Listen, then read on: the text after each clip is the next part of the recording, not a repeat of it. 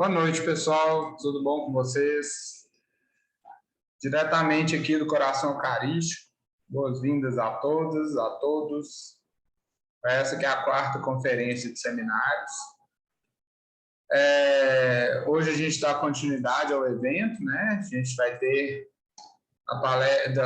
as 7 conferências virtuais dos cursos de arquitetura urbana da PUC Minas. A disciplina de seminários é realizada de forma integrada entre as unidades do Coração Eucarístico e da Praça da Liberdade, sendo que essa integração adotada nos diversos eventos remotos durante a pandemia vai continuar assim que os eventos presenciais forem possíveis, né? Em concordância com as normas do Comitê de Monitoramento do Covid-19 na PUC Minas, para os eventos realizados em locais fechados, o departamento optou pela realização das conferências em formato virtual, buscando resguardar estudantes, professores, funcionários e convidados. A nossa conferencista de hoje é a Paula Pereira. Ela é formada pela UFMG e mestre em Arquitetura e Urbanismo, Habitação de Interesse Social e Sustentabilidade pela UFRJ. A Paula vive com sua família em um sítio na zona rural da região da Serra do Cipó, dedica 15 anos à pesquisa e desenvolvimento de projetos e obras focado na construção com materiais naturais, como terra, madeira, pedra, materiais recuperados de demolição, telhados vivos, captação e tratamento ecológico de águas servidas. A partir das diretrizes da agroecologia e da permacultura, ela desenvolve, junto com sua equipe, planejamento de ocupações rurais. Participa desde 2020 de um coletivo de mulheres na bioconstrução que formam uma rede de fortalecimento e trabalho na área. A partir desse grupo, ela forma parcerias e incentiva canteiros de obras femininos e com mulheres à frente do trabalho de bioconstrução. O tema da conferência de hoje é o desafio da bioarquitetura no mercado da construção civil. Paula, muito obrigado pela presença. Dedico a você uma boa palestra. Pode começar assim que você estiver se sentir pronta. Olá, boa noite. Muito obrigada por estar aqui. Vocês estão me vendo? Vocês estão me ouvindo bem? Tudo certo. Certo. Eu não estou me vendo aqui na tela, então eu fiquei um pouco confusa se vocês estariam me vendo. Mas está tudo bem, está tudo certo. Eu queria primeiramente agradecer o convite, né? É uma honra estar aqui falando para os alunos, né, que não são só alunos de arquitetura, imagino que possam ter pessoas de outras áreas também. Vou contar um pouquinho aqui da minha trajetória e também do meu trabalho. Então, vou iniciar a apresentação, compartilhar minha tela aqui. Vocês estão vendo a minha tela?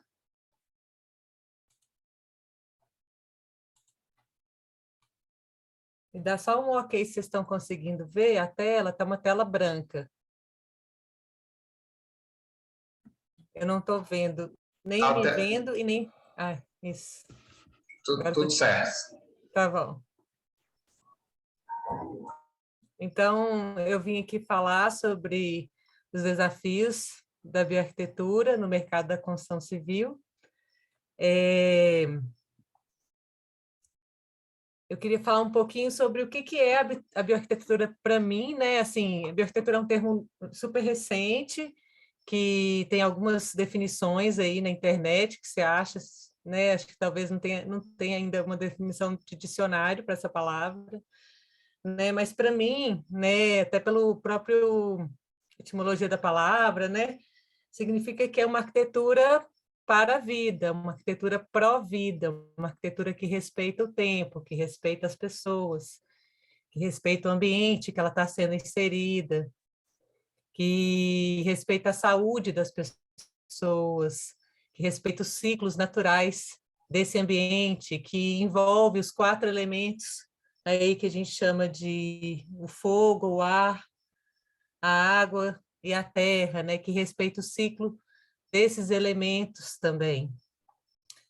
E quando a gente fala sobre isso, né, a gente esbarra, né, numa lógica de mercado que muitas vezes, na maioria das vezes, ou talvez nunca respeite nada disso. Então, como que a gente vai inserir um conceito, né, que é de regeneração, que é de cooperação, né, entre pessoas dentro de uma lógica que é de competitividade, né, que é...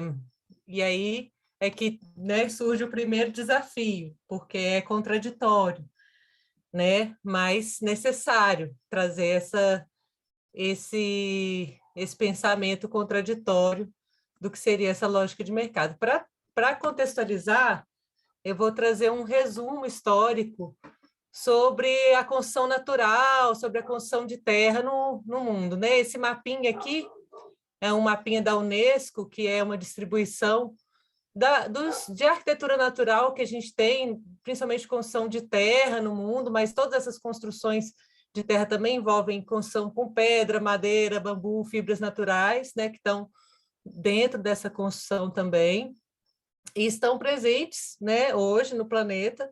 Então, esse aí é um mapa, e aí é só do que está catalogado, mas tem muitas outras que não estão catalogadas, que não estão tombadas, né, e que as pessoas vivem nelas, comunidades, né, e aproximadamente tem catalogado 3 bilhões de pessoas que habitam, hoje frequentam e trabalham numa construção dessa, que é muito antiga, né, na maioria dos casos. E hoje a gente chama esse tipo de construção de bioarquitetura ou bioconstrução, mas ela sempre existiu. Ela sempre foi a construção que né, existe há milênios, há muito mais tempo do que existe o concreto, do que existe a construção com ferro, né, que veio depois da Revolução Industrial. E o desenho dessas construções, ele já respeitava um sistema natural ali, um ciclo daquele ambiente, né? Um ciclo daquele microclima na qual ele estava inserido, né? Então, ele já era um desenho de arquitetura bioclimático, né? Só que não tinha, talvez, a pesquisa ou a forma de se falar dessa maneira, né? Era um conceito ali passado, um conhecimento passado, né, de cultura, de pai para filho, mas são ambientes muito agradáveis, né, que na época não se tinha a climatização artificial, então precisava, né, de ter um desenho eficiente, de eficiência, né, no sentido da ventilação natural, iluminação natural, né, do aproveitamento da circulação de ar, do aproveitamento do material disponível, né, o isolamento térmico. E aí eu trouxe aqui, vou passar rápido isso aqui, são vários exemplos no mundo inteiro, né, de construções, aldeia, essa aí é uma aldeia fortificada no Marrocos, né, existem cidades construídas de terra que ainda pessoas moram até hoje, né, então é uma construção extremamente resistente, né, a gente acha é sensível, né, às intempéries, não é verdade, né, isso aí a gente tem provas milenares de que são construções extremamente resistentes, né? Desde construções monumentais, como fortes, templos, igrejas, como a casa tradicional, né? Que vai misturar aqui bambu, madeira, aqui também, né, de bambu na Etiópia, na China, com bambu também, terra, tinta de terra, uma versatilidade de técnicas construtivas e de formas, né, que estão presentes. E hoje, assim, você pode visitar uma casa dessa, por exemplo, na Indonésia, e se hospedar, se você quiser, né? Elas viraram tipo locais turísticos, né?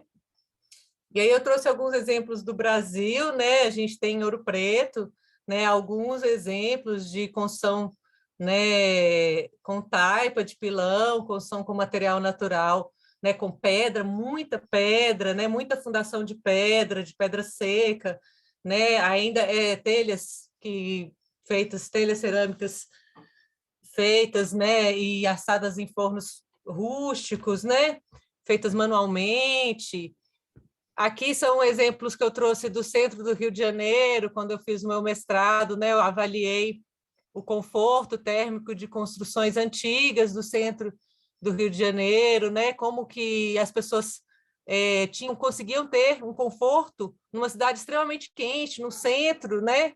Numa cidade extremamente quente, utilizando um pão alto, ventilação, né? Um pé direito alto, ventilação cruzada, saída de ar quente, né? Então, tudo isso já era aplicado, né? E começou a parar de ser aplicado porque surgiu a energia elétrica, o ar-condicionado, o ventilador, e a gente foi perdendo, esse saber foi se perdendo, né? E isso é a chegada da Revolução Industrial, que trouxe novos materiais, né? Como cimento, concreto, aço, vidros, polímeros, que são materiais incríveis, né? Porque permite isso aqui que vocês estão vendo, né? Que é essa arquitetura da Lina Bombardi, né? Que é o MASP em São Paulo, né? Que é incrível, né? O que o concreto pode fazer, o que o aço pode fazer, permitiu coisas que a terra a gente tem que valorizar, de certa forma, essa nova possibilidade, esse novo avanço que a Revolução Industrial trouxe. Mas a gente usa esse material de maneira indiscriminada. Então, quando você usa ele da maneira correta, você tem uma solução incrível, né? Mas quando você usa de maneira indiscriminada, você tem um desperdício desse recurso, né? E o que aconteceu é que, com a vinda desses materiais e essa revolução industrial querendo trazer, né, isso, eles romperam com os materiais naturais, né? Como é que eu vou substituir uma coisa que já tem milênios de tradição, né? Eu crio um sistema, eu crio uma propaganda de que isso é o moderno e o que é de bambu, de madeira, de pedra, de terra é arcaico. E aí eu crio uma ruptura e a construção natural, com materiais naturais, simplesmente some, né? A partir desse momento, ela é banida do mercado da construção civil, né? Em alguns casos, chegavam a ser queimadas as casas, né?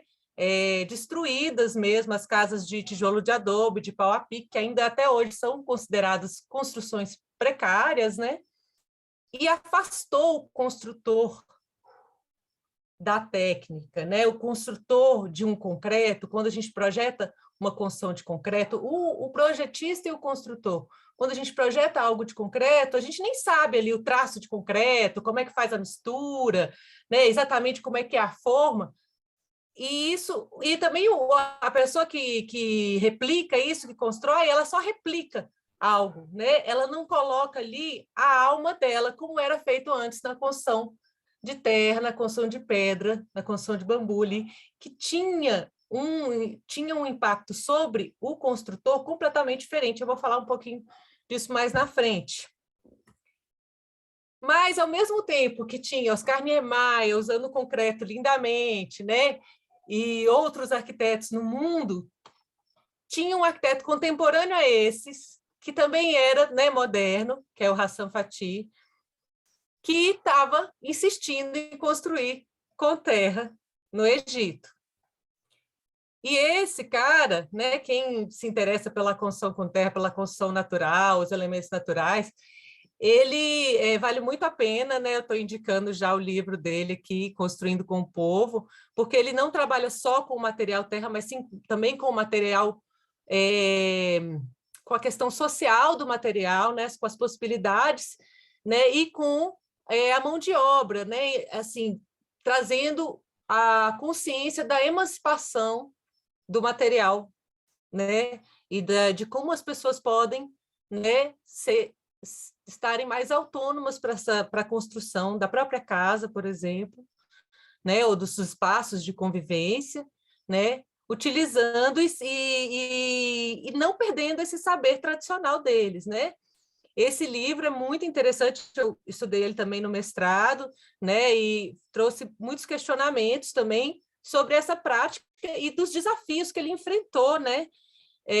Que se assemelha um pouco até hoje, assim, com os desafios que a gente enfrenta quando a gente insiste em usar um material que, por muito tempo, né, foi banido, e na época dele, né, era assim, um horror você continuar usando a terra, né? Você tinha que usar concreto, vidro. Aí, só uns exemplos do tipo de construção que ele fazia, totalmente adequada ao clima, né? Que ele estava colocando aí. Essa é uma residência que foi feita no Cairo, né? Na década de 80. Esse aí é um espaço de uma escola, né? Uma sequência de unidades, de parte não, é uma sequência de comercial, né? Não é uma escola, mas ele também construiu uma escola nesse mesmo lugar, em Nova Bares. E ele traz elementos da arquitetura moderna, mas com as técnicas construtivas tradicionais. E aí veio, na década de 70, a crise do petróleo e o impacto ambiental, e também uma crise alimentar com a crise do petróleo, né? E as pessoas começaram a questionar um pouco a forma delas de viver, de ocupar o planeta, né? E por acaso ou não, né, surgiu na década de 70 também a permacultura, né, que foi um termo criado aí pelo Bill Morrison, né, e o David Olmsted na década de 70, que é, na verdade, assim, principalmente com a ideia de cuidar da terra e ter um alimento sem precisar, né, depender do petróleo, depender tanto dessas energias, depender tanto da indústria, e aí você criar dentro do seu espaço um espaço de abundância, e isso tudo, na verdade, foi um processo de intensa observação que eles tiveram, né, com o ambiente natural, e percebendo ali que a terra ali já dava tudo para eles, que eles só precisariam potencializar aqueles recursos em vez de exaurir aqueles recursos. Então, eu vou trabalhar com a terra, a favor dela, observando ela, para potencializar o que ela já está me dando aqui de abundância, né? E o que eu produzir, o que tiver de excedente, eu vou compartilhar.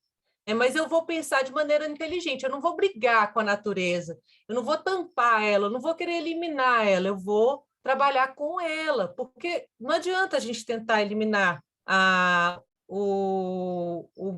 natureza, o inseto, a planta, a erva daninha, o que quer que as pessoas chamem, né? Isso, porque ela vai brotar, em poucos minutos ela vai brotar novamente, né? Ela vai romper o cimento, ela vai romper o concreto.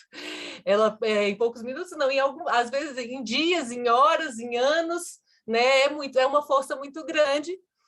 E a permacultura ela veio resgatar esse pensamento, que era o pensamento antigo das comunidades, né?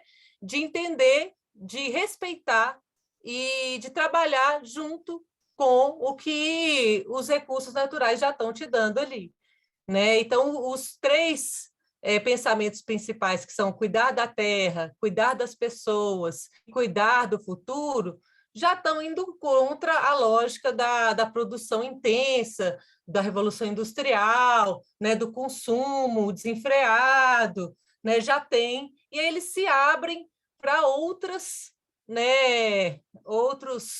parâmetros aqui, outros conceitos, que observe esse ambiente, interaja com ele, capte e armazene energia, né, obtenha rendimento, né? Tem reduzir a entropia, né? Que é reduzir a perda de energia, a gente ficar tentando fazer uma coisa que a gente está vendo que está dando errado, a gente está vendo que não está sendo eficiente, mas a gente insiste, né? Pensar em usar ter mais de uma função para um elemento que você está inserindo ali, né? E aí, por exemplo, eu gosto muito desse exemplo da cisterna, né? A gente pensa assim, na lógica da cisterna, a gente pega uma cisterna, um reservatório, e vamos captar água da chuva, vamos guardar aqui nesse reservatório. E aí esse reservatório, ele está armazenando água, que é uma energia, que é uma fonte, né, de vida aqui para a gente, mas ele só vai ser reservatório mesmo à medida que eu vou bombear essa água e vou utilizar essa água. seja para beber, seja para regar as plantas, né? Seja para regar um pomar.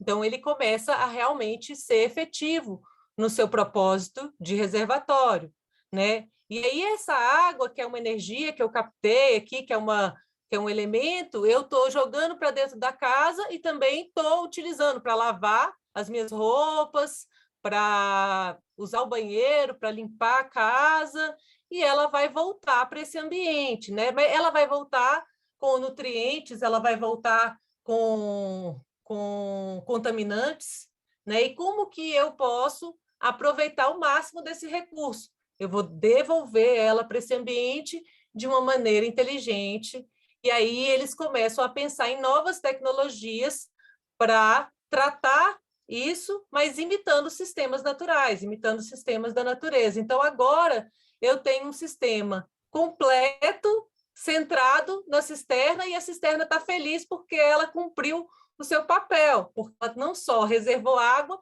como ela multiplicou o recurso, né? Ela multiplicou o alimento, ela limpou a casa, ela deu água para quem precisava, né? Então, ela fez todo o seu papel aqui.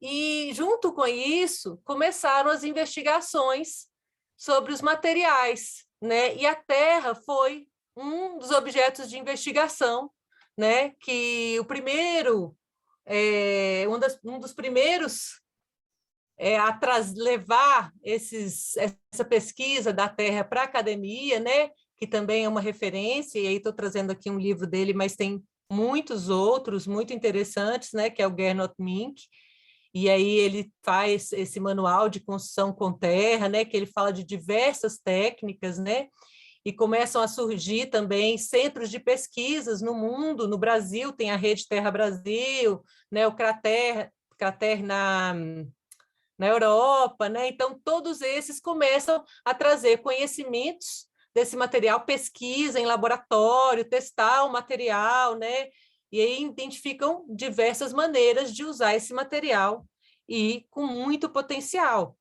E é um material com muitas qualidades, né? Que se adequam tanto à questão da saúde, da questão social, né? Como essa relação com o planeta, né? Ele é totalmente reciclável e biodegradável. Se você construir uma casa de terra, como é a minha aqui, e se meus filhos não quiserem morar nela, eles podem derrubar essa terra e plantar batata com essa terra.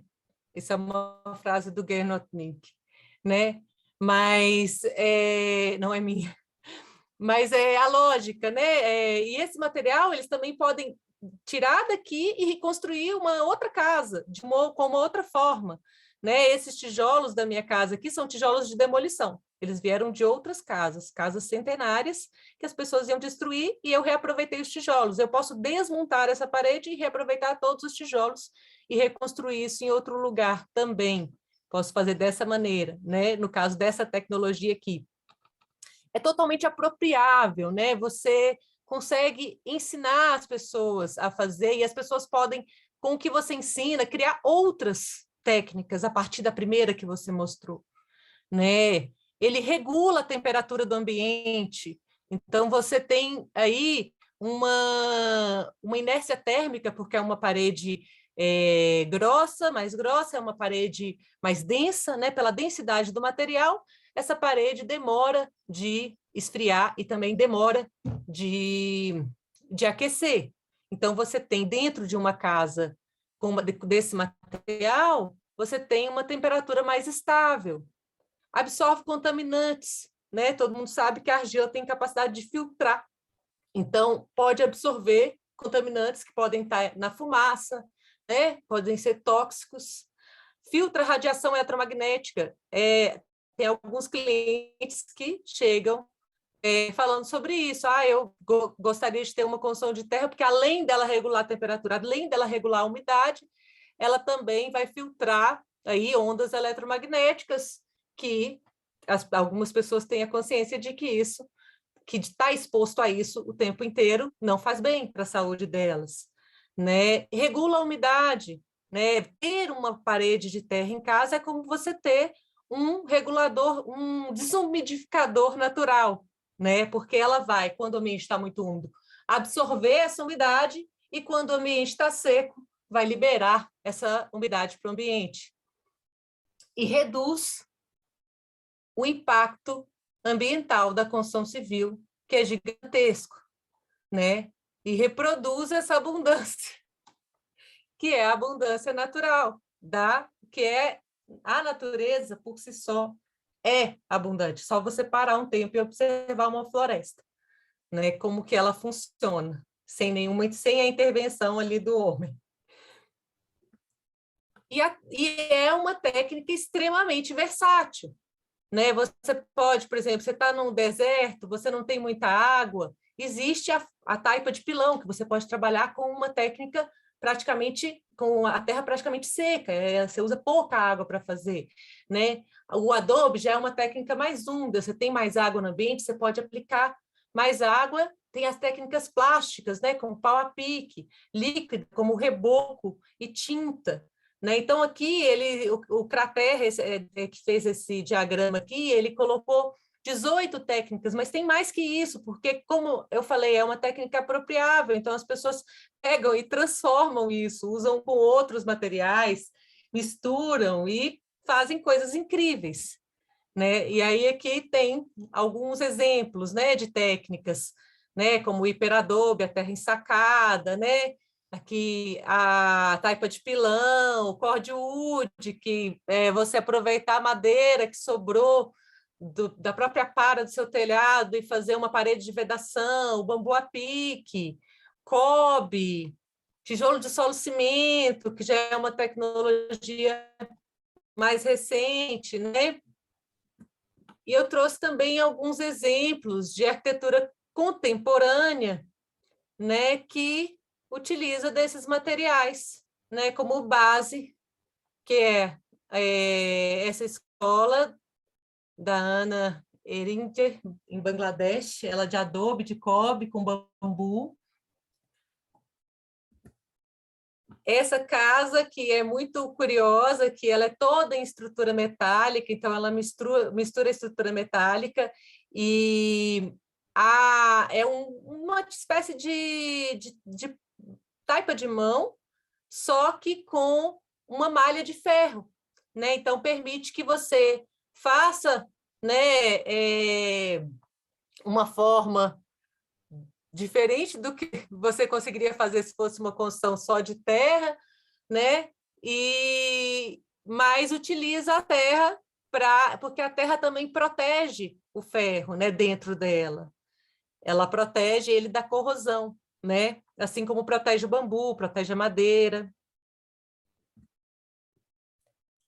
O Queré, né, que ganhou o prêmio aí, de arquitetura, e ele consegue, de maneira incrível, trazer uma qualidade para os seus projetos, né, que são projetos, muitos são sociais e envolve a comunidade no processo, então não é um processo industrializado da construção desses tijolos, por exemplo, né, envolve toda a comunidade no processo construtivo, né? Também vai misturar as tecnologias, tem o concreto, tem o ferro, tem a telha de zinco, né?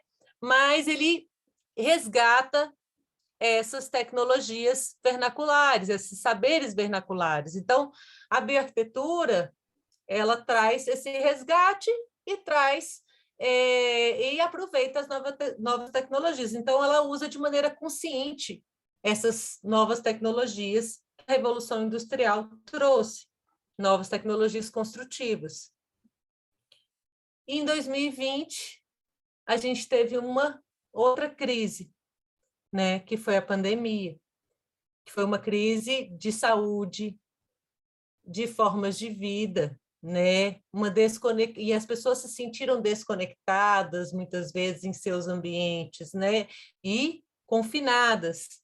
E isso trouxe também uma reflexão muito grande sobre a forma como a gente ocupa, como a gente mora, como a gente se alimenta, né? A forma como a gente ocupa o mundo, né? E a bioarquitetura, ela vem, né, e aí junto com os conceitos da permacultura que eu trouxe, né, porque ela engloba esses conceitos, né, ela vem como uma resposta um pouco a essa crise ambiental e de saúde, né? Então vem essa valorização intensa dessa bioarquitetura que já tinha começado com essa primeira crise, né? E aí as pessoas foram esquecendo, veio uma segunda crise e as pessoas voltaram resgatando, né, a importância de ter um ambiente saudável, né, um ambiente integrado, né, de não estar tão distante do ambiente natural, né, do saneamento ecológico, né, de aproveitar esse recurso, né, de aproveitar todos os recursos que a gente tem. Tem o pessoal da permacultura fala que o cocô tem uma energia incrível ali que a gente desperdiça jogando direto no rio. Se a gente fizer um sistema simples de tratamento, a gente vai aproveitar essa energia do cocô e vai transformar em alimento. Então, é uma forma totalmente diferente de ver o resíduo, uma coisa que a gente chama de resíduo, né? Então, essa gestão de resíduos, todo esse lixo que a gente vem produzindo, né? Que talvez na década de 70 virou, né? Na Eco 92 virou uma coisa de ecochatos e tudo, hoje a gente vê o impacto que isso tem sobre a nossa saúde, porque não existe fora, eu não pego o meu lixo e jogo fora, eu estou jogando dentro do mesmo lugar que eu estou vivendo, só que é um pouquinho mais distante. Daqui a pouco eu vou esbarrar com esse lixo ali na frente, né? E esse uso, e como é que eu faço para reduzir esse resíduo? Eu vou ter que usar de maneira mais consciente esse recurso, né? Principalmente o recurso que eu não consigo reutilizar, como a terra, né? Que é o concreto, por exemplo. Quando eu quebro uma parede de concreto, muitas vezes eu não consigo reutilizar. Então, ou eu tenho que gerar o plástico, né? Ou eu tenho que gerar uma indústria que vai reaproveitar isso, né? E aí não é de maneira natural, como fácil, né? E às vezes despende de uma grande energia para conseguir fazer. E eu incorporei aqui, né, essas técnicas construtivas apropriáveis, ecológicas, saudáveis, econômicas, e há controvérsias, né? E socialmente justas também há controvérsias, né? Porque tem gente que hoje gourmetizou essa questão da bioarquitetura e levou para um local onde só quem tem recurso financeiro poderia ter acesso a isso, né? E não é para ser assim, né? Não é para ser por esse caminho. E aí, a arquitetura bioclimática, que é, né, esse uso, esse desenho inteligente da construção, que a gente pode só chamar de boa arquitetura também, né, que vai trazer a iluminação natural, ventilação natural, eficiência energética, né, que é o mínimo, né, utilizar ali a luz, o vento, a vegetação para climatizar esse ambiente, para trazer, né, um ambiente agradável, e as novas tecnologias que a gente vai inserir nesse processo para trazer mais eficiência energética, para reduzir o consumo de energia, não renovável, né? E a integração com a natureza, que também está relacionada a essa eficiência energética, né? Que é essa união da bioarquitetura com a permacultura, né? A permacultura, ela era inicialmente um conceito mais relacionado à agricultura, mas depois ela englobou aí educação e todos aqueles aspectos que eu coloquei naquela mandala deles lá, né?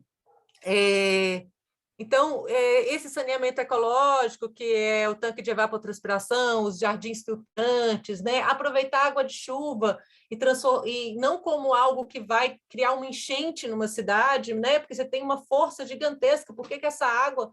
A gente tem um problema de água, de abastecimento de água gigante, e quando a gente tem um processo de muita chuva, a gente tem um problema de excesso de água que destrói, né? Casas, vilas, né? E a gente poderia estar aproveitando isso como um recurso, né? Criando jardins, criando espaços de convivência, criando lagos com essa água que vem da chuva, mesmo que seja num período que é um período intenso que a gente tem de chuva aqui, né? De acordo com o nosso clima, a gente poderia estar aproveitando, né? Criando lagoas secas, né? em mais espaços assim na cidade, né, em vez de eu estar criando espaços totalmente impermeáveis, onde eu tenho uma destruição intensa com essa chuva, na verdade, né? E aí usar, né, os resíduos da própria cozinha para transformar uma composteira que já vira uma horta, como é esse sistema super inteligente do K-Hole, que funciona, né, se você tem um quintalzinho.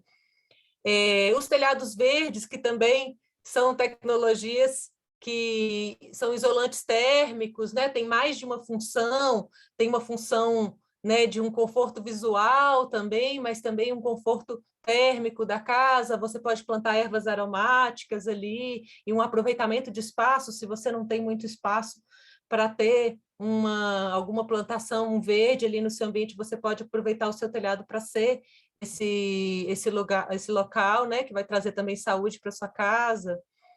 E vai trazer essa gestão de resíduos que, em vez de eu estar jogando esse resíduo fora, eu estou transformando ele em alimento, né? Então, a casa ela já não é mais vista como um elemento construtivo isolado no meio, que pousou no meio de um lugar. Ela está totalmente relacionada com esse ambiente que em volta dela, que envolve a água que ela vai passar por ela, como que as pessoas que estão vivendo ali, né, estão se comportando. Então, o que elas comem, né? E de onde vem essa comida, e toda a água de chuva que pode deteriorar essa casa se não for bem pensada para ser usada de maneira inteligente. E aí, aqui, só trazendo esse exemplo, né, dessa cartilinha simples, né, que é um sistema fácil, né, de você usar essa energia do cocô e transformar em alimento, né? Que pode ser que daqui você ramifica para outros sistemas, né? Você manda para uma vala de drenagem, da vala de drenagem você manda para uma horta, até acabar a energia do cocô, você usa ele ao máximo, né? Também o ciclo de bananeira, que vai usar a água da pia da cozinha, da pia do chuveiro, da lava-roupa, né? E são sistemas também apropriáveis, são sistemas simples que você pode ensinar para as pessoas e rapidamente elas estarem reproduzindo isso, né? E aí a soma desses saberes vernaculares, somado às novas tecnologias, é o que eles chamam hoje de bioarquitetura, mas eu acho que não tem a ver só com isso. E isso é muito forte, mas tem a ver também com a mudança de hábitos, né? Essa foto aí é a foto da minha casa, no primeiro módulo dela, com bastante material de demolição, as janelas, né? Os tijolos todos quase todas as paredes são de tijolos de demolição, que são de outras casas aqui da região.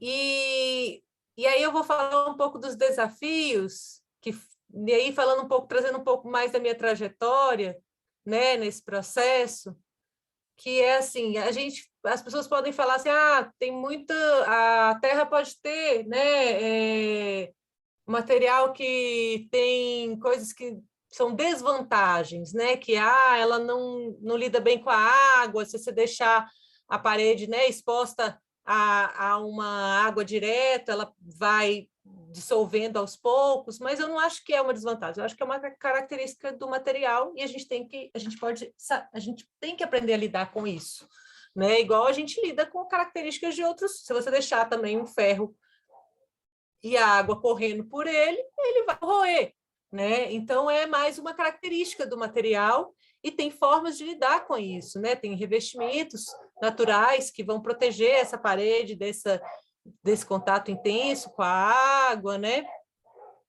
Mas o mais difícil é que não dá para industrializar a terra, para usar em larga escala.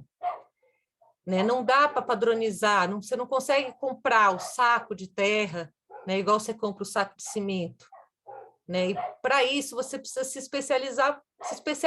Eu tive que saber, eu tive que me aprofundar totalmente na terra, na construção de terra, e se eu estivesse trabalhando com bambu, eu teria que me aprofundar totalmente no que é o bambu, como que ele nasce, como que ele se desenvolve, como é que é a colheita, como é que é o tratamento, como que eu tenho que usar ele dentro da casa, a mesma coisa. Essa característica do material, né, eu preciso de dominar, realmente. Não só eu, como o construtor. Ele não vai simplesmente pegar uma receita e reproduzir, né, como acontece com o cimento, o concreto. Né? Ela tem mistério, e você tem que saber. E isso valoriza a mão de obra. Isso pode ser um desafio, mas também é uma coisa interessante, porque em vez de você valorizar, em vez de você estar pagando para uma indústria fazer o seu tijolo cerâmico, você está pagando para pessoas, você está pagando pessoas para produzir isso, né, e fazer a sua casa com uma produção manual, né? E aí você valoriza essa mão de obra, você traz dignidade para ela, porque a industrialização do material, ela tirou a dignidade do executor. A mão de obra, o clima local, tudo isso são coisas que a gente precisa averiguar quando a gente está fazendo um projeto e a gente quer aplicar, né, essas técnicas. A gente tem que ver se a gente vai ter mão de obra disponível, como é que essa mão de obra, se ela vai aceitar, né, se ela vai aceitar bem ser capacitada, ou se ela já tem um conhecimento, como que a gente pode trocar esse conhecimento, trazer esse conhecimento para dentro, né? Tenho que entender que tipo de técnica eu posso aplicar naquele local, né? Porque se é um local muito úmido, pode ser que o tijolo de adobe ou a taipa de pilão não vão funcionar para o sistema, né? Se o tijolo de adobe não vai secar, vai demorar demais de secar. O tempo de obra muda, porque tem a ver com essas características do material. Então, se eu vou fazer de bambu, eu tenho que esperar dar o tempo certo de eu colher o bambu. Eu tenho que esperar secar. Se eu for fazer de terra, vai ser de adobe, eu tenho que esperar secar a terra. A terra demora mais de secar do que uma parede de cimento. Eu não posso subir ela na mesma velocidade do que eu subo uma parede de bloco com massa de cimento, né? E esse desafio da economia, como eu tenho uma mão de obra escassa, eu tenho que estar sempre capacitando, isso demora mais, então eu nunca consigo. A pessoa fala, bioconstrução, tem a gente que acha, porque é terra, é mais barato. Mas eu estou pegando uma matéria-prima bruta e estou transformando numa matéria-prima nobre de construção. Tem um processo, eu tenho que tirar essa terra, eu tenho que peneirar, tenho que beneficiar ela, eu tenho que misturar ela e eu tenho que moldar a parede com ela. Esse processo demora mais tempo, né? E às vezes, como eu sou arquiteta e ofereço esse serviço, né? O cliente não está disposto a esperar esse tempo, né? As pessoas não estão dispostas, o mundo não está disposto a esperar esse tempo. É por isso que é difícil, às vezes, você pensar assim, em fazer construções em larga escala, né? As pessoas têm que querer, né? Você tem que convencer as pessoas, muitas vezes, de que aquilo é bom, porque toda essa ruptura que teve com a construção, né, com o material natural, né, tanto a madeira como a terra, o bambu, a pedra, criou-se um estigma em relação a isso. Então, tem muitas pessoas que acham que isso que não é bom, que não é interessante morar num ambiente assim. Então, você tem que conseguir provar para ela que é, ou talvez não dê certo. A pessoa não vai aceitar morar num ambiente e tudo bem, né? Porque cada um tem um processo aí de entendimento e a forma como se sente confortável no espaço. É muito importante respeitar isso, né? E um outro desafio muito grande, né, de quem está entrando na construção de terra é sair do campo experimental e ir para o campo profissional. Porque no campo experimental, essa é uma fotinha do meu primeiro curso de ecoconstrução. No campo experimental, a gente pode errar, né? A minha casa também foi um campo experimental. Você pode errar, né? Você pode... e eu errei muito na minha casa, aprendi várias coisas com esse processo, né? Mas com um cliente, você já não pode, você tem que profissionalizar o processo, né? Você tem que sistematizar, e por isso você tem que ter muito conhecimento, muita especialização. E isso é um desafio, né? Usar os recursos de maneira consciente, né? A gente vive num sistema que o novo é que é bom, né? Que a gente tem que comprar tudo novo, que reutilizar, não é legal. Isso vem mudando por um processo histórico, né? Por esse reconhecimento de que a gente deve ter uma utilização desses recursos, porque isso está deteriorando o meio ambiente, mas não é só isso, né? A gente tem que mudar a nossa forma de ver esse recurso, porque existem, igual esse tijolo aqui, que vocês estão vendo, que é um tijolo de demolição, né? É um tijolo de excelente qualidade. É um tijolo que está há milênios aí, não vou dizer milênios, tá? 100 anos, que ele foi o tijolo de uma casa, aí a moça demoliu, construiu outra, aí o cara ia passar o trator por cima, eu fui lá e falei, não, peraí, eu vou pegar esse tijolo e vou utilizar, e eu não gastei com tijolo, eu não precisei fazer tijolo, eu não precisei comprar um tijolo de uma fábrica e nem precisei fazer o meu tijolo de adobe, então isso economizou tempo. E é um tijolo que, se esse tijolo resistiu esse tempo todo, ele vai resistir muito mais. Eu tenho certeza da qualidade deles. É a mesma coisa, é uma madeira de lei, de demolição, né? Se ela já resistiu esse tempo todo, você vê a qualidade dela, uma janela, né? Ela vai resistir ainda muito mais. Ela já dilatou, já contraiu, já dilatou, já contraiu. Ela já sofreu, já secou, já sofreu todos os processos, né? Está curada, né? Não tem tijolo mais curado que esse aqui. Então, é um olhar diferente para os recursos também, né?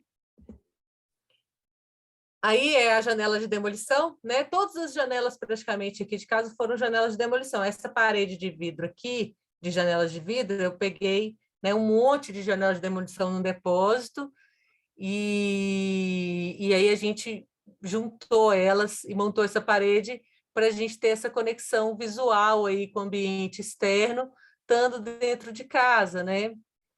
Essa é a parede de tijolos de demolição, que são tijolos disformes, né? Não são tijolos do mesmo tamanho, são tijolos de mais de uma casa, então são tijolos de tamanhos diferentes que não dão aquela imagem, talvez que as pessoas estão esperando, assim, que algumas pessoas vão ter de estética do que é para ela, do que deveria ser, né? E eu poderia também rebocar essa parede toda, deixá-la lisinha, né? Mas por uma questão de economia de tempo, a gente fez um reboco rústico, né? Fechou as frestas e deixou as ondulações naturais da parede, como vocês estão vendo. Não sei se vocês estão vendo, mas é a parede aqui, da onde eu estou, do quarto que eu estou. Né? Então, tem uma mudança de olhar e uma mudança de hábito também, um olhar diferente para essa estética, um olhar diferente, né, para o que nem sempre vai ser assim para todos, nem sempre vai ser do mesmo jeito que é para mim, para o outro, né? Essa coisa de ser uma tecnologia apropriável, né? Chegavam pessoas aqui, a gente recebia pessoas em vivências, né, que nunca tinham feito nada nunca tinham mexido na terra, nunca tinham feito nada, e em pouco tempo elas já estavam dominando, né, e se sentindo aptas aí a ajudar a construir a parede, né? Esse aqui é o segundo módulo da minha casa, que seriam os quartos, né? E eu fiz ele em 2 etapas, porque a gente não tinha dinheiro para fazer tudo de uma vez. E também a gente ainda tinha bastante tijolo de demolição e as janelas de demolição. Essa janela, na verdade, era uma janela dessas de guilhotina, que eu coloquei um pivô e fiz uma janela pivotante. Né? Os marcos também, a gente tem algumas janelas vinham com marcos, mas nem todas tinham marco. Então, a gente fazia um marco de dormente ou de madeira, a gente aproveitava a bandeira, porque é bem mais barato você comprar só a bandeira da janela do que comprar a janela toda pronta, né? Com a caixa e tudo, nos depósitos. E aí, depois que deu certo, né, fazer a minha casa, fazer o experimental, fazer os cursos e tudo, eu comecei a fazer isso para outras pessoas, né, que compravam essa ideia, que acreditavam nesse processo, né? E essa foi uma das primeiras casas que eu fiz aqui na região da Serra do Cipó, né, que eu fiz o projeto, indiquei os materiais, né, que é uma casa na Lapinha. Mamãe tá na reunião. Gente, só um minutinho aqui. Tá bom. Mamãe tá na reunião. Mamãe tá na apresentação dele aqui. Já vou te atender. Temos uma presença especial aqui na... Se precisar põe a cria para aparecer aí também, Paula. A gente sabe que você já está no tempo extra, e aí... Ele aí, já está aqui. Já. Lindo. Então, aqui mesmo, não tem problema, não. São outras construções, né, que eu fui... Agora a mamãe não pode. Mas deixa eu só falar uma coisa com você. Olha essa casa aqui. Foi a mamãe que projetou, e a mamãe que construiu, foi. Vai lá falar com o papai? Não. Por favor. Então, aqui são outros exemplos, né, que a gente fez, e aí a gente foi vendo que essa questão do tempo pesava demais no processo. Então, a gente pensou, né, em já mecanizar alguns processos, de tentar aproveitar, utilizar a betoneira, né? Então, a mecanização para tornar viável, né? Também tem outras... Espera só um minutinho. Agora eu vou ter que dar um pause mesmo, não teve jeito. Eu falei para você que eu tenho correr aqui. É duro. Tá na hora dele brincar com você, né?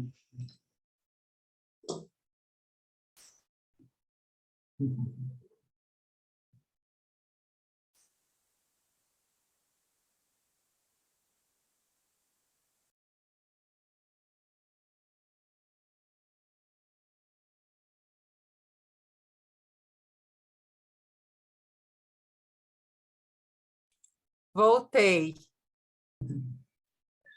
Desculpem. Não, sem desculpa. Então, assim, um processo hoje, né, que essa mecanização do processo, né, eu acho que é inevitável para a gente conseguir, assim, tentar adequar um pouco essas questões até, por exemplo, para o feminino, né, a gente não tem ferramentas, eu que trabalho com mulheres, né, não tem ferramentas adequadas para a mulher. Então, a própria colher de pedreiro, tudo é tudo muito grande, pesado, então, eu acho que tem ferramentas que a gente precisa adaptar, né? Não existe uma betoneira própria para a terra, a betoneira é feita para o cimento, né? Tem algumas pessoas que já desenvolveram alguns equipamentos próprios para a terra, né? Em locais onde a construção com terra é mais... até o bambu também, né? Ripadores de bambu e várias outras ferramentas que precisam ser adequadas a esses materiais, e faz parte desses desafios de introdução da bioarquitetura no mercado, né, da construção civil, tentar trazer essa adaptação, né? Apesar de que esse processo de mecanização, ele tira um pouco a autonomia em determinados casos onde a pessoa não tem acesso a energia elétrica ou a um combustível que vai fazer aquela ferramenta rodar, né? Aqui, igual o sistema antigo da taipa de pilão, que era totalmente manual, né, e artesanal, e hoje o sistema novo, né, que utiliza esse compactador pneumático, né? A própria peneira, porque peneirar é uma das tarefas mais difíceis, né, da construção com terra, né? E às vezes, dependendo do tipo de técnica, você tem que peneirar muita parede de taipa de pilão, é caminhões de terra que você vai peneirar, caminhões mesmo. Então, essa mecanização torna o processo um pouco mais leve também, né? E agiliza, né? Então, eu acho válido trazer isso como algo que em determinados contextos é importante, a mecanização mesmo do processo, sabe? Facilita bastante. Cadê? E aí tem esse questionamento, né? Será que a gente tem que adequar? Como que a gente vai adequar todos esses parâmetros da bioarquitetura ao mercado da construção civil para ser competitivo nesse mercado, né? Para isso a gente precisaria de muito mais tecnologia e pesquisa, né? Dentro desses saberes vernaculares e trazendo novas tecnologias para tornar isso viável, pensando no contexto atual da construção civil, né? E nessa velocidade que se produz e da necessidade de produção em velocidade, né? Mas, ao mesmo tempo, eu me questiono se a gente não deveria adequar o mercado da construção civil que deveria se adequar aos parâmetros da bioarquitetura, né? Eu acho que a gente eu deixo essa questão aí, mas já chegando, já trazendo um pouco, a gente não vai jogar fora tudo que a gente teve de evolução tecnológica, né? E inclusive de materiais novos e tudo. Mas é uma conscientização, porque esse mercado ele também é movido por um público, né? A bioarquitetura só cresceu, né? E eu senti isso muito forte, né? Quando as pessoas começaram a querer isso e buscar isso, né? Eu não sou eu que vou criar, eu sozinha que vou criar o mercado da bioarquitetura, né? O mercado desse tipo de construção. As pessoas têm que buscar isso e elas buscam por algum motivo. Né? Tem um processo de conscientização, de disseminação dessas técnicas para tornar viável, para que mais pessoas saibam como fazer, né? E a gente não tem uma escassez de mão de obra, que também acontece muito, tá? A gente projeta, faz tudo lindo, maravilhoso, mas na hora de executar não tem quem faça, né? E aí, às vezes, você tem uma equipe que você vai capacitar, mas a cara falou, eu não vou picar palha, eu não vou mexer com esterco. De jeito nenhum que eu vou. Nunca, já teve muita gente que falou comigo que não ia mais trabalhar porque tinha que mexer com esterco para fazer reboco. E aí eu tive que substituir o esterco. Então, não vamos usar esterco para aquele local, aquilo não estava sendo aceitável e a gente tem que se adaptar. Né? Então, existe uma logística, existe uma adequação o tempo inteiro, e dependendo da cultura local, da mão de obra que você encontra, né? Isso é um desafio muito grande. Né, quebrar também esses preconceitos, né, de não de esterco, né, mexer com esterco é insalubre, né, de que a própria construção de terra é algo precário, né, então é um processo de mudança de hábitos, mas é uma mudança de hábitos que eu acredito que não vai ser feito de fora para dentro, né, vai ser feito assim, as pessoas vão tomando consciência e vão, né, buscando isso naturalmente. E não é uma mudança fácil, porque não foi fácil para mim, não é fácil para mim até hoje.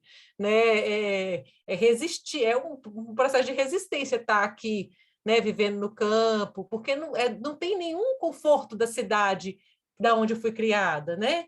Não tem as facilidades, é tudo eu que tenho que resolver. Né? O problema do abastecimento de água, é o problema elétrico, é o problema, né, da parede, do revestimento, do telhado estrutural, né? Não vou ter uma pessoa que vai vir aqui fácil me ajudar. Eu vou ter que aprender tudo isso, né? Inclusive sobre agricultura, né? E plantar minha própria comida. Então, é uma mudança muito profunda, né? Na forma, em relação à forma como a maioria das pessoas vive hoje. Não vou dizer que a maioria das pessoas, mas talvez para vocês que eu esteja falando agora, né? Então, é muito difícil, assim, não é fácil, é um desafio mesmo. Por fim, eu queria trazer aqui essa plataforma, que é uma plataforma que tem projetos de bioarquitetura no Brasil e no mundo inteiro, catalogados, né? E vem só crescendo todo dia. No Brasil, principalmente, tem muito, porque é uma plataforma brasileira, né? Foi criada em 2020 também, junto com a Bioarquitetar, né? Pela Letícia Grappe, que é uma das manas do grupo Mulheres na Bioconstrução, que eu participo, né? E tem alguns projetos meus aqui, de projetos de várias mulheres e homens e pessoas, arquitetos famosos no mundo inteiro, né? E quem tem interesse, eu acho que é super válido, porque não fala só dos arquitetos, mas dos construtores, dos bioconstrutores. Você é um bioconstrutor, você pode cadastrar uma obra que você participou, né? E você, como arquiteto, também pode cadastrar quem executou a obra para você, porque aí cria uma rede que vai trocar experiências. Eu preciso de alguém que faça isso, que você encontra as pessoas, né, nessa rede. Você vai encontrar o projeto e o projeto vai estar discriminado às técnicas e quem executou. Então, você pode encontrar profissionais, né, tanto para fazer como para executar, como para fazer, tanto para desenhar, né, como para executar. E eu criei, nesse processo todo de aprendizado e tudo, acabei criando a Bioarquitetar, que faz projetos, faz capacitação, dá cursos, né, nessa intenção de trazer um pouco desse conhecimento, fomentar essa mudança de hábito, dar, né, oportunidade também para outras pessoas aprenderem, ter acesso, né? E estou aí nessa caminhada, enfrentando esses desafios, assim, porque eu insisto, né? Eu insisto, eu vou dizer que eu não sou assim uma pastora, uma pregadora desse tipo de vida, mas eu acredito muito e eu amo o que eu faço, então talvez esse entusiasmo, às vezes, traz uma sementinha, né? E algumas pessoas que querem, que acreditam nessa mesma ideia, né? Eu ajudo a seguir com o sonho, né? Tento ajudar, né? Dar aí suporte para isso, né? É isso.